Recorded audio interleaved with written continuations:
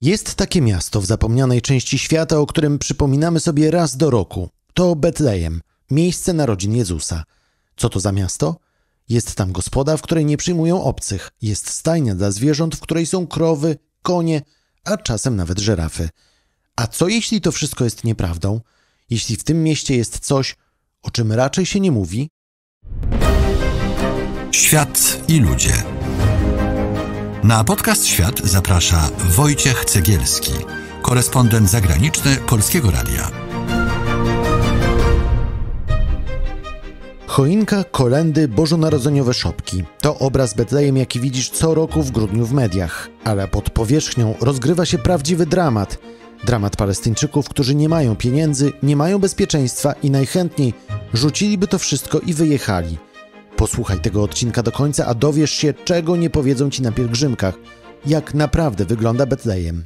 Jest poniedziałek, 23 grudnia 2024 roku.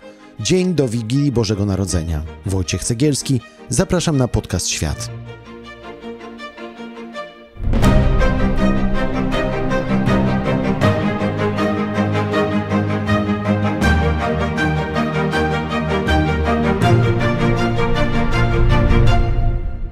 Na początek słowo wyjaśnienia. To jest odcinek archiwalny sprzed wojny w Gazie. Ale odkąd wybuchła wojna, w Betlejem nic nie zmieniło się na lepsze.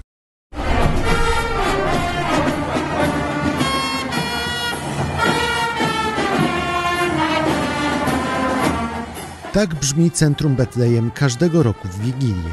Przez miasto przechodzi parada skautów, a wszystko zazwyczaj obserwują tłumy turystów.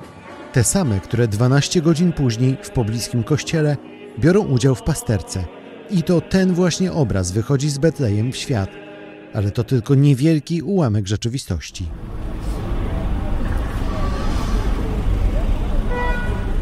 Palestyńskie Betlejem to jedno z największych miast na zachodnim brzegu. Mieszka w nim 28 000 osób. Większość żyje z turystów. Tak jak Józef, właściciel małej fabryki szopek w centrum Betlejem. Mój warsztat jest położony przy drodze Gwiazdy, więc nie miałem problemu z turystami. Każdego roku są ich tysiące.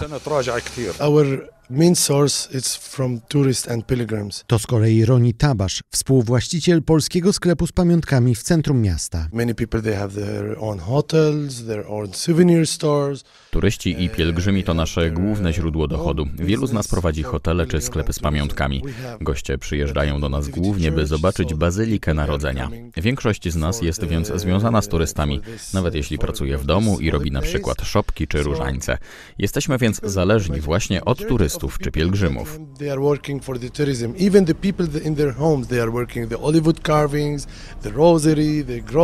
Gdy przyszła pandemia, turystów zabrakło, co pogorszyło i tak już złą sytuację miasta.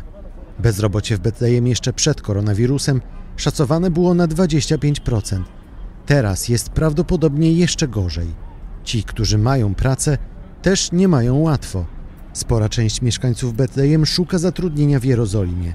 Tyle, że aby tam dojechać, musi mieć specjalne pozwolenie na wjazd na teren Izraela. Betlejem leży co prawda ledwie kilka kilometrów od Jerozolimy, ale dwa miasta dzieli wysoki izraelski mur. Suicide bombings, a lynching, targeted killings and fierce military campaigns. Historia izraelskiego muru zaczyna się w roku 2000 wraz z wybuchem palestyńskiego powstania, zwanego drugą intifadą. Na terenie Izraela często dochodziło wówczas do zamachów terrorystycznych.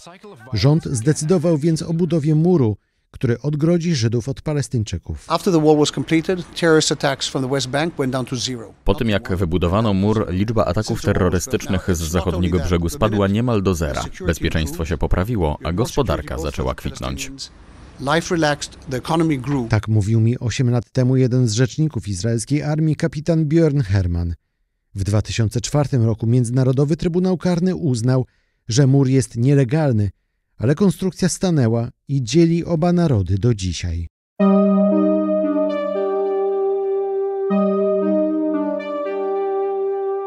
Mur podzielił Ziemię Świętą na lepszą, izraelską i gorszą, palestyńską część. Izraelczykom przyniósł bezpieczeństwo, a Palestyńczykom biedę. Podzielił też nierzadko rodziny, a dla Arabów oznacza nieustanną walkę o przeżycie.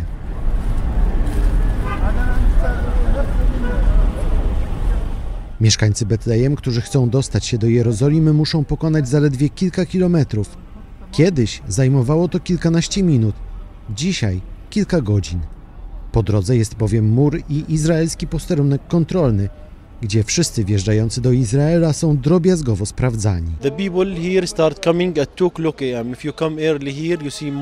Ludzie zaczynają się tutaj zbierać już o 2:00 w nocy, żeby zająć miejsce w kolejce. O 6:00 rano, gdy otwierane jest przejście, jest tu już kilka tysięcy osób.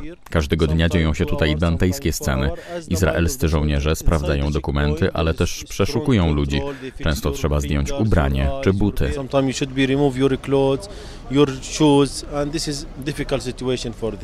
Tak mówił mi w 2013 roku 40-letni Amir, taksówkarz z centrum Betlejem.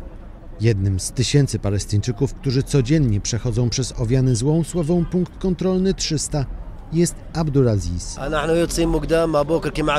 Stoimy otoczeni przez zasieki, czujemy się jak szczury, cały czas obserwowani przez kamery i izraelskich żołnierzy. To jest walka o przetrwanie, bo każdy chce jak najszybciej przejść na drugą stronę. Gigantyczne kolejki tworzą się też po południu, gdy ludzie wracają z pracy do domu w okolicach Betlejem.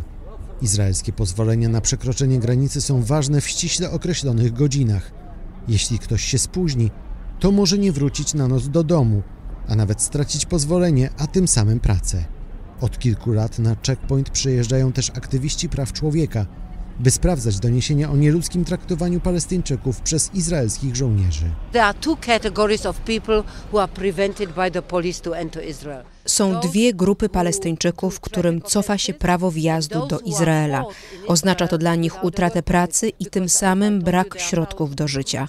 Pierwsza grupa to ludzie, którzy popełnili jakieś wykroczenie, na przykład spowodowali wypadek.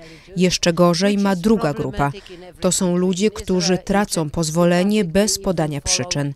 Po prostu któregoś dnia dowiadujesz się na miejscu, że już nie wjedziesz do Jerozolimy.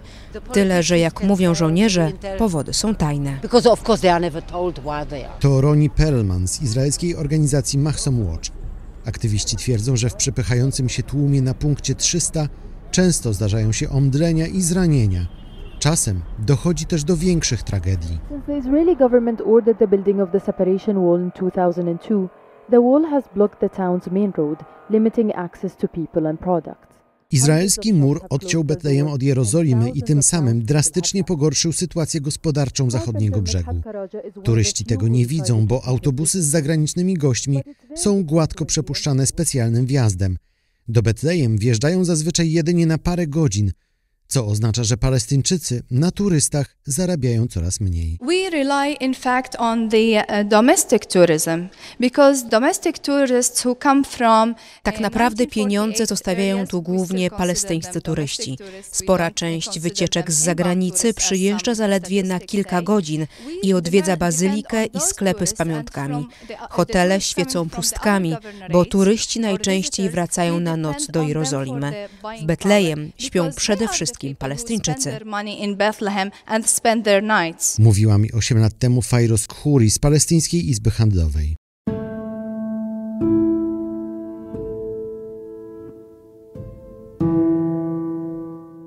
Trwający od ponad 70 lat konflikt izraelsko-palestyński z wyjątkiem strefy Gazy nie oznacza już wojen. To już raczej stan permanentnej tymczasowości, który z miesiąca na miesiąc wpędza Palestyńczyków w coraz większą biedę. Stan, który poza Izraelczykami i Palestyńczykami już mało kogo obchodzi. Nawet na palestyńskich szczytach władzy niewiele się zmienia. Od 15 lat na zachodnim brzegu nie było nawet wyborów parlamentarnych, a przywódcy zdają się wygłaszać te same nic nieznaczące formułki i zapowiadać nic nieznaczące działania. Wszyscy, którzy znają się na rzeczy, mówią, że na zachodnim brzegu przez najbliższe lata raczej nic się nie zmieni. Miasto, którego raczej nie zobaczysz, czyli prawdziwe palestyńskie Betlejem. To temat tego archiwalnego odcinka podcastu Świat. Już za chwilę dowiesz się, w jak absurdalnej rzeczywistości żyją mieszkańcy obrzeży Betlejem. To pierwszy z 3 świątecznych odcinków podcastu Świat. Odcinków, w których dowiesz się, jak naprawdę wygląda życie w Ziemi Świętej. A wcale nie wygląda tak, jak się wielu osobom wydaje. Pod tym odcinkiem zostaw lajka i komentarz i koniecznie powiedz o nas swoim znajomym. A już teraz zabieram Cię do wioski An-Numan, znajdującej się na granicy Betlejem. To zupełnie przedziwna wioska, całkowicie otoczona izraelskim murem. Podcast Świat możesz znaleźć na platformie podcastowej Polskiego Radia, a także na YouTube i na Spotify. A za chwilę dalszy ciąg podcastu.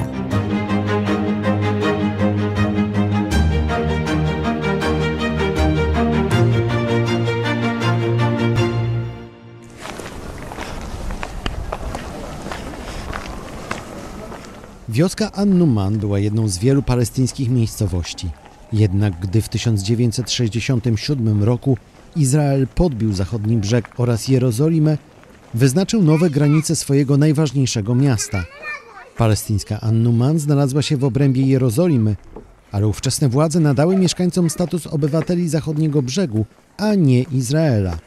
To spowodowało, że żadna ze stron nie przyznawała się do An-Numan, a jej mieszkańcy utracili wszelkie prawa obywatelskie.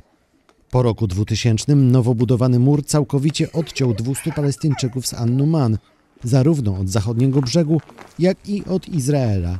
Jedyna droga do wioski wiedzie teraz przez izraelski punkt kontrolny. Całe nasze życie to więzienie. Żyjemy otoczeni tym murem. To oznacza, że jesteśmy odcięci od świata. Nikt nas tu nie może odwiedzać, nawet nasze rodziny. Tak mówił mi 8 lat temu jeden z mieszkańców An-Numan, Abu Mahmud. Ja jako dziennikarz dostałem pozwolenie na wjazd w drodze wyjątku i to zaledwie na kilka godzin. Takich pozwoleń nie mają Palestyńczycy spoza wioski, nawet jeśli są krewnymi mieszkańców.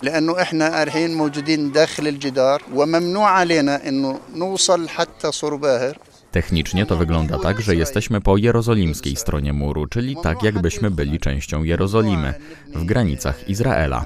Rzecz jednak w tym, że nie możemy wjechać na teren Izraela, bo nie mamy pozwoleń. W dodatku cała ta sytuacja spowodowała, że wszyscy o nas zapomnieli. Palestyńskie władze się nami nie zajmują, bo jesteśmy po izraelskiej stronie. Izraelczycy także się nie przejmują, bo to jest wioska palestyńska.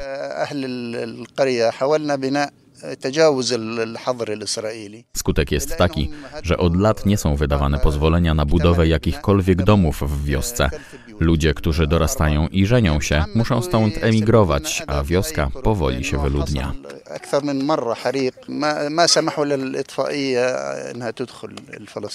W An-Numan ludzie często budują się na dziko, a po pewnym czasie przyjeżdżają izraelscy żołnierze i niszczą nowo postawione budynki. Kiedyś w miejscowym gaju oliwnym wybuchł pożar.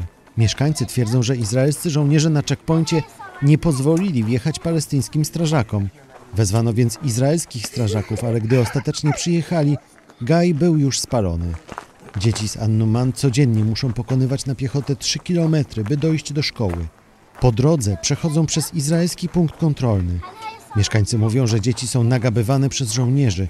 Każą oni na przykład pokazywać uczniom dowody osobiste, mimo że dowód w Palestynie można mieć dopiero od 16 roku życia.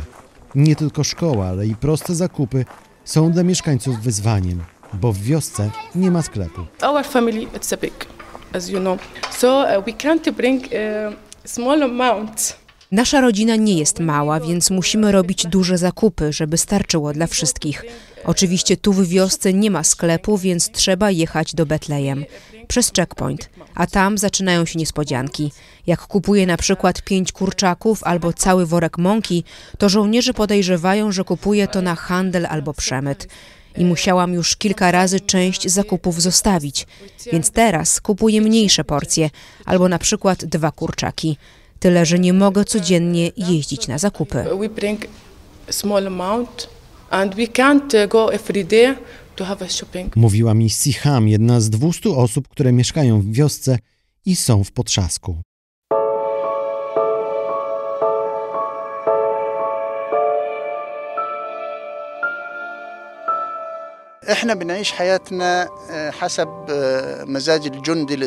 Nasze życie tak naprawdę zależy od humoru izraelskiego żołnierza. Wszystko tak naprawdę jest skutkiem tego, czy na checkpoincie, który przekraczamy idąc na zakupy, żołnierz ma dobry dzień, czy nie. Oni mogą z nami przecież zrobić wszystko. Mogą kogoś nie wpuścić, nawet jeśli ktoś jest na liście mieszkańców. Bo co im zrobisz? All the day are the same. I have two boys and one girl. Każdy dzień jest dla mnie taki sam. Mam 3 dzieci, 2 chłopców i 1 dziewczynkę. Każdego dnia zaprowadzam je do szkoły.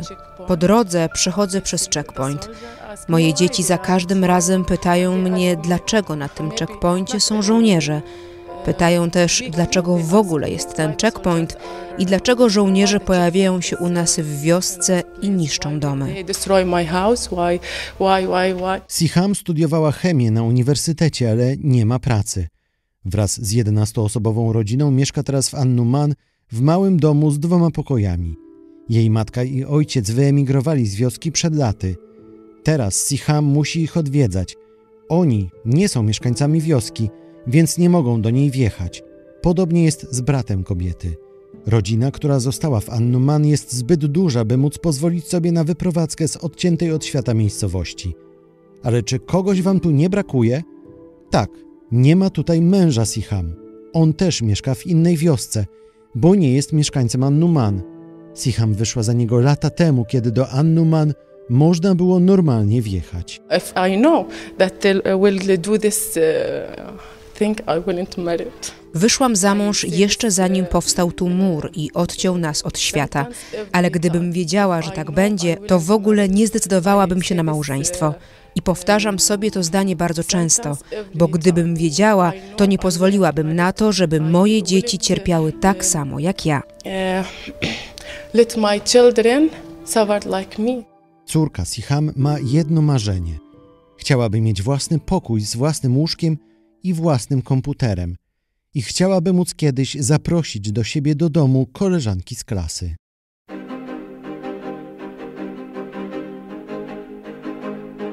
Wioska An-Numan, czyli rzeczywistość, która przerasta nasze wyobrażenia o Ziemi Świętej, kończy ten odcinek podcastu Świat. Czekam na Twój komentarz. W Wigilię wrócę z jeszcze jedną historią z Betlejem, miasta narodzin Chrystusa, gdzie już wkrótce może zabraknąć chrześcijan. Jeszcze jedno ogłoszenie. W czasie świąteczno-noworocznym podcastu Świat najpierw będzie nieco więcej, a potem nieco mniej. Ale już po nowym roku wracamy do regularnego rozkładu jazdy, czyli nowe odcinki w czwartki i w niedzielę. Przypominam, że znajdziesz nas na platformie podcastowej Polskiego Radia, na YouTube oraz na Spotify. Jesteśmy także na Instagramie, na Facebooku, na X, Threads czy Blue Sky. Wszędzie znajdziesz nas wpisując w wyszukiwarkę Podcast Świat. W tym odcinku to wszystko. Czytali Magdalena Skajewska i Patryk Michalski.